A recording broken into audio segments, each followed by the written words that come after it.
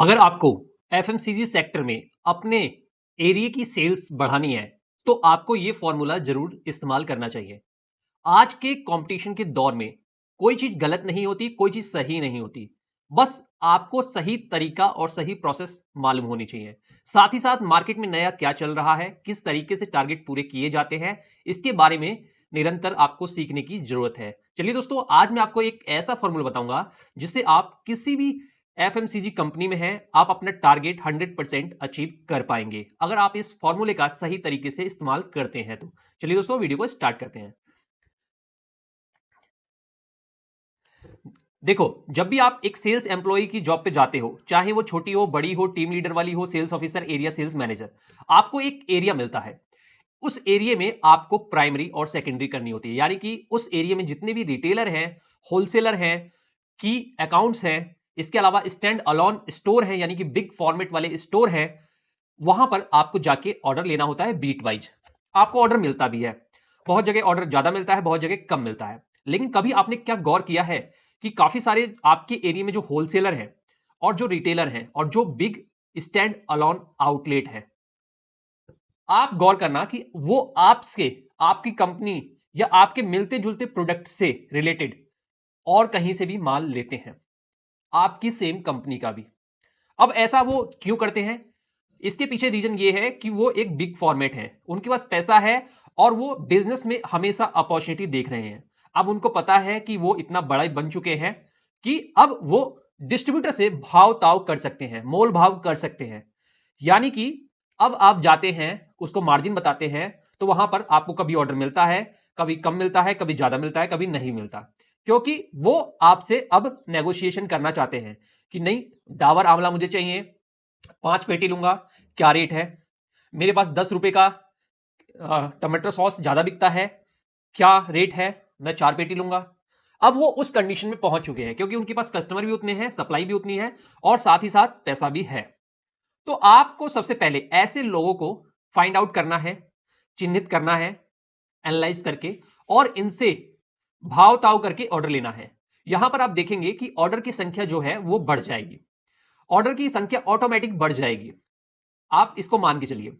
दूसरी जो चीज है कि इसमें से कुछ लोग ऐसे होंगे जिनका रेट आप नहीं दे पाएंगे, या आप कहेंगे कि डिस्ट्रीब्यूटर मना कर रहा है या मेरे मैनेजर ने मना कर दिया है कि ऐसे लोगों से बात नहीं करनी, आप अपने काउंटर कंटिन्यू करो।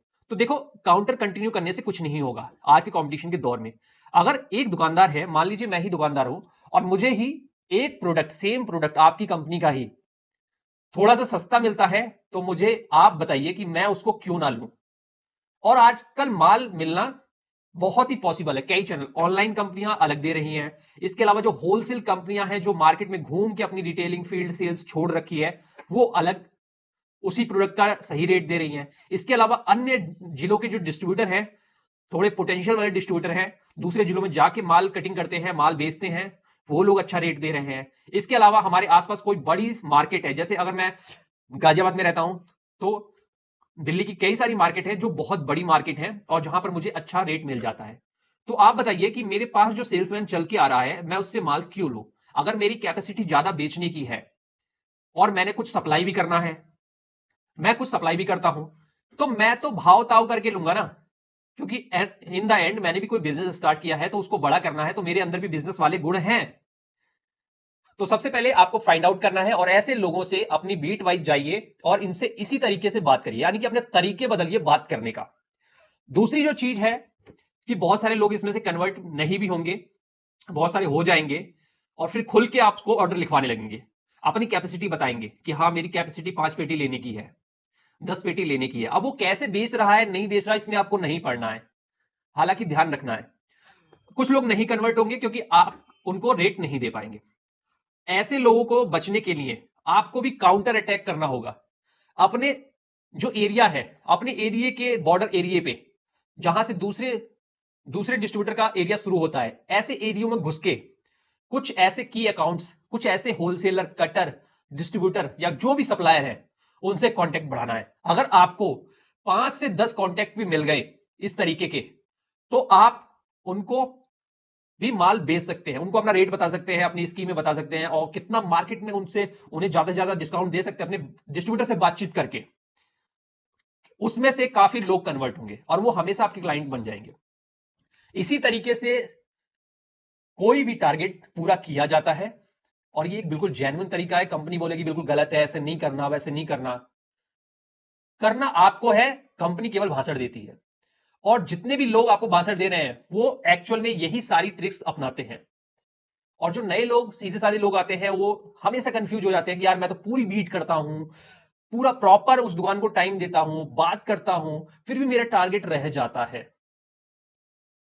तो टारगेट इसीलिए रह जाता है क्योंकि आप देखिए कि कहां-कहां से आज की डेट में माल आ रहा है। बहुत सारे चैनल हैं, केवल आप ही नहीं है आपकी कंपनी का प्रोडक्ट देने के लिए। इसीलिए मार्केट को समझिए, एनालाइज कीजिए और इस तरीके से अपना टारगेट पूरा कीजिए।